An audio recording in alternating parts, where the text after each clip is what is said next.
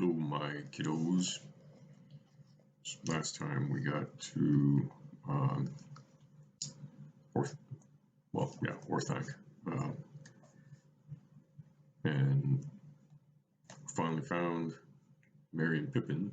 At least they're reunited with Gandalf and um, Gimli and Legolas and Aragorn. And now we are at chapter 9, Flotsam and Jetsam. Gandalf and the king's company rode away, turning eastward to make the circuit of the ruined walls of Isengard. But Aragorn, Gimli, and Legolas remained behind, leaving Arod and Hasufel to stray in search of grass. They came and sat beside the hobbits. Well, well, the hunt is over, and we meet again at last, where none of us ever thought to come, said Aragorn. And now that the great ones have gone to discuss high matters, said Legolas, the hunters can perhaps learn the answers to their own small riddles. We tracked you as far as the forest, but there are still many things that I should like to know the truth of. And there is a great deal, too, that we want to know about you, said Merry. We have learnt a few things through Treebeard, the old Ent, but that is not really enough. That is not nearly enough. All in good time, said Legolas. We were the hunters, and you should give an account of yourselves to us first. Or second, said Gimli. I would go better after a meal. I have a sore head, and it is past midday. You truants might make amends by finding us some of the plunder that you spoke of. Food and drink would pay off some of my score against you. Then you shall have it, said Pippin. Will you have it here, or in more comfort in what's left of Saruman's guardhouse? Over there, under the arch. We had to picnic out here so as to keep an eye on the road. Less than an eye, said Gimli, but I will not go into an orc house, nor touch orcs' meat or anything that they have mauled. We wouldn't ask you to, said Merry. We have had enough of orcs ourselves to last a lifetime. But there were many other folk in Isengard. Saruman kept enough wisdom to not trust his orcs. He had men to guard his gates, some of his most faithful servants, I suppose. Anyway, they were favored and got good provisions. And pipeweed? Asked Gimli. No, I don't think so, Merry laughed. But that is another story, which can wait until after lunch. Well, let us go and have lunch then, said the dwarf. The hobbits led the way, and they passed under the arch and came to a wide door upon the left, at the top of a stair. It opened direct into a large chamber, with other small doors at the far end, and a hearth and chimney at one side. The chamber was hewn out of the stone, and it must once have been dark, for its windows looked out only into the tunnel. But light came in now through the broken roof. On the hearth wood was burning. I lit a bit of fire, said Pippin. It cheered us up in the fogs. There were a few faggots about, and most of the wood we could find was wet. But there is a great draught in the chimney. It seems to wind way up through the rock, and fortunately it has not been blocked. A fire is handy. I will make you some toast. The bread is 3 or 4 days old, I am afraid. Aragorn and his companions sat themselves down at one end of a long table, and the hobbits disappeared through one of the inner doors. Storeroom in there and above the floods, luckily, said Pippin, as they came back laden with dishes, bowls, cups, knives, and food of various sorts. And you need not turn up your nose at the provender, Master Gimli, said Merry. This is not orc stuff, but man food, as Treebeard calls it. Will you have wine or beer? There's a barrel inside there, very passable, and this is first-rate salted pork. Or I can cut you some rashers of bacon and broil them if you like. I am sorry there is no green stuff. The deliveries have been rather interrupted in the last few days. I cannot offer you anything to follow but butter and honey for your bread. Are you content?" "Indeed, yes," said Gimli. "The score is much reduced." The three were soon busy with their meal, and the two hobbits, unabashed, set to a second time. "We must keep our guests company," they said. "You are full of courtesy this morning," laughed Legolas. "But maybe if we had not arrived, you would already have been keeping one another company again." "Maybe, and why not?" said Pippin. "We had foul fare with the orcs, and little enough for days before that. It seems a long while since we could eat to heart's content." "It does not seem to have done you any harm," said Aragorn. "Indeed, you look in the bloom of health." "Aye, you do indeed," said Gimli, looking them up and down over the top of his cup. "Why, your hair is twice as thick and curly as when we parted, and I would swear that you have both grown somewhat, if that is possible for hobbits of your age. This Treebeard, at any rate, has not starved you." "He has not," said Merry, "but Ents only drink, and drink is not enough for content. Treebeard's draughts may be nourishing, but one feels in need of something solid, and even Lembas is none the worse for a change." "You have drunk of the waters of the Ents, have you?" said Legolas. "Ah, then I think it is likely that Gimli's eyes do not deceive him. Strange songs have been sung of the draughts of Fangorn." "Many strange tales have been told about that land," said Aragorn. "I have never entered it. Come, tell me more about it, and about the Ents." "Ents," said Pippin. Ents are all different for one thing. But their eyes are very odd." He tried a few fumbling words that trailed off into silence. "Oh well," he went on, "you have seen some at a distance already. They saw you at any rate, and reported that you were on the way. And you will see many others, I expect, before you leave here. You must form your own ideas." Now," said Gimli, "we are beginning the story in the middle. I should like a tale in the right order, starting with that strange day when our fellowship was broken." "You shall have it, if there is time," said Merry. "But first, if you have finished eating, you shall fill your pipes and light up. And then for a while we can pretend that we are all back safe at Bree again, or in Rivendell." He produced a small leather bag full of tobacco. "We have heaps of it," he said, "and you can all pack as much as you wish, when we go. We did some salvage work this morning, Pippin and I. There are lots of things floating about. It was Pippin who found 2 small barrels, washed up out of some cellar or storehouse, I suppose.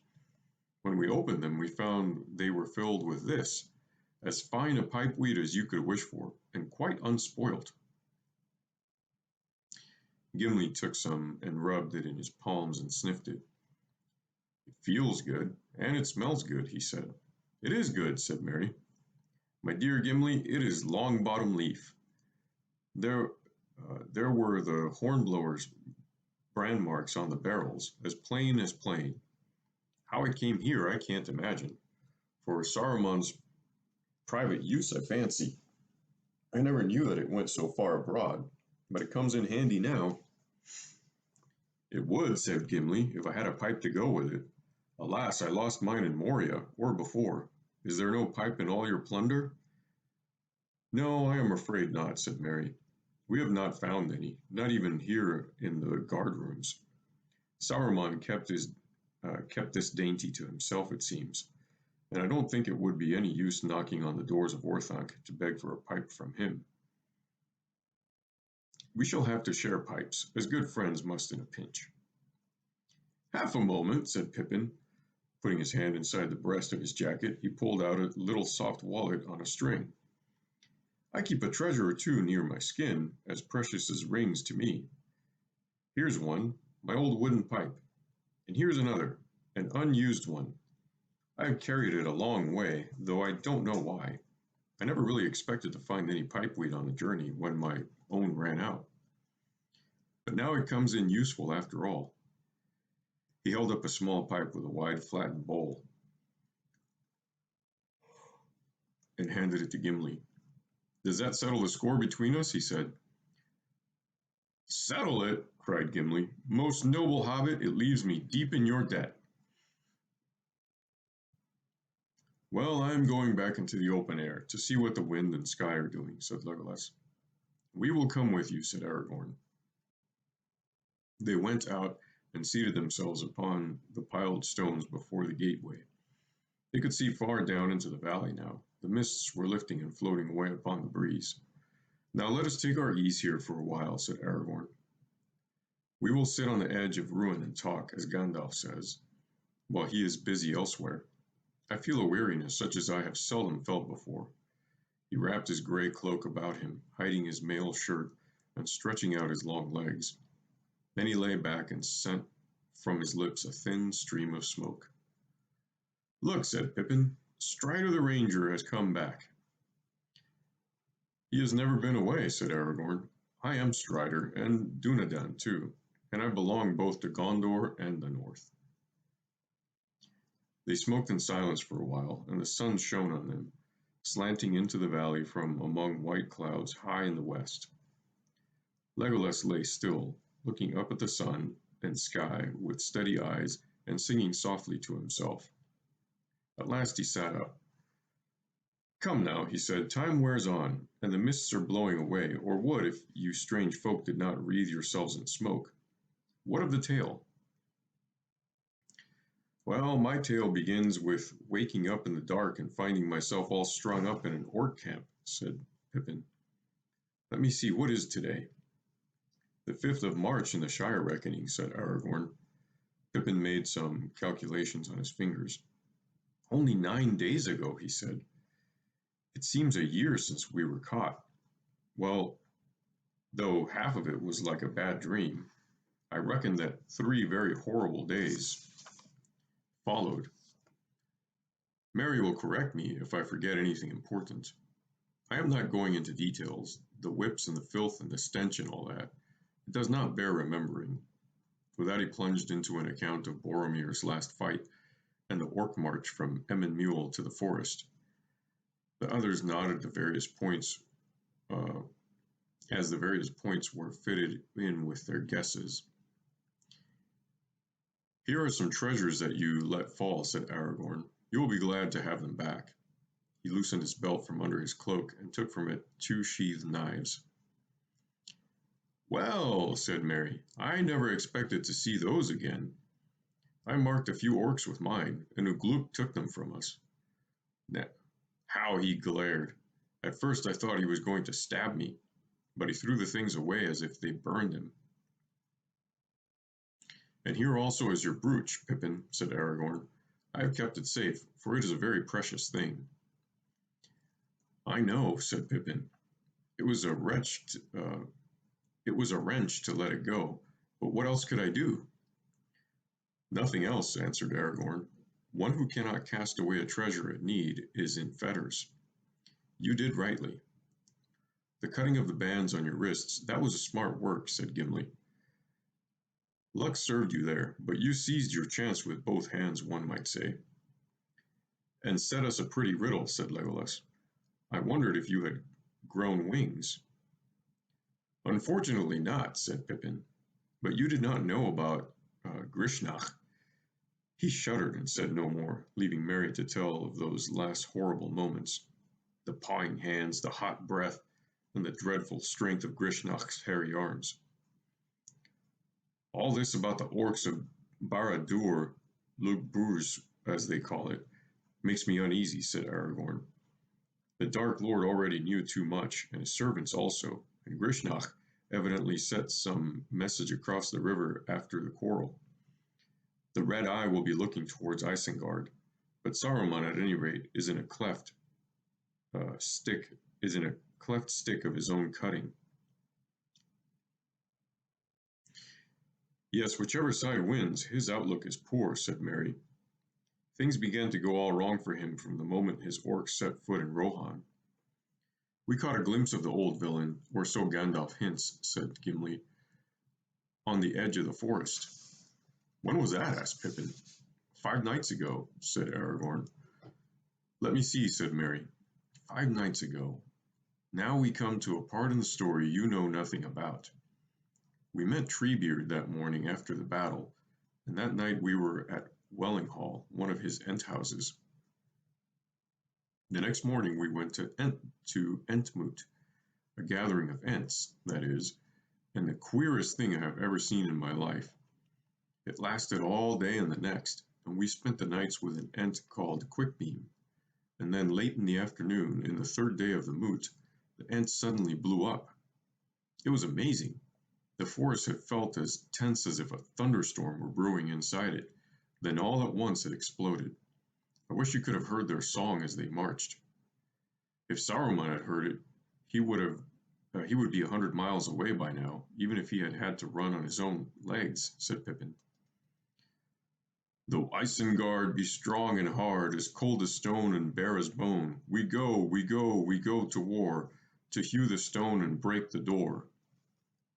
There was very much more. A great deal of the song had no words and was like a music of horns and drums. It was very exciting, but I thought it was only marching music and no more, just a song, until I got here. I know better now. We came down over the last ridge into Nan Curonir after night had fallen, Merry continued. It was then that I first had the feeling that the forest itself was moving behind us.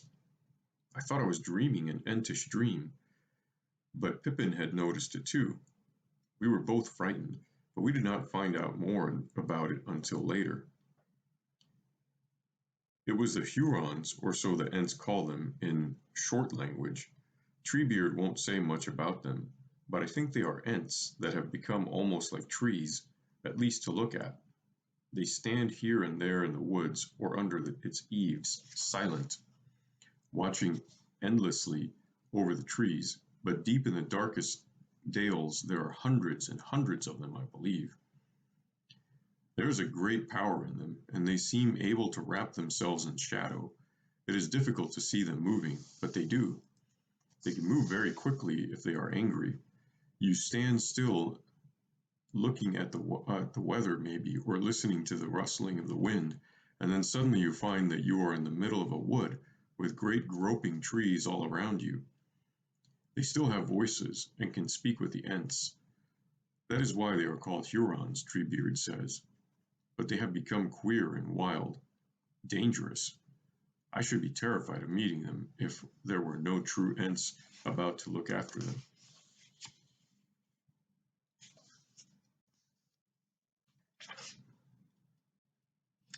All right, I'm going to stop there, kiddos. So we're at 18 minutes, and I don't have a good break here. All right, we're going to stop there. I love you always and forever, no matter what.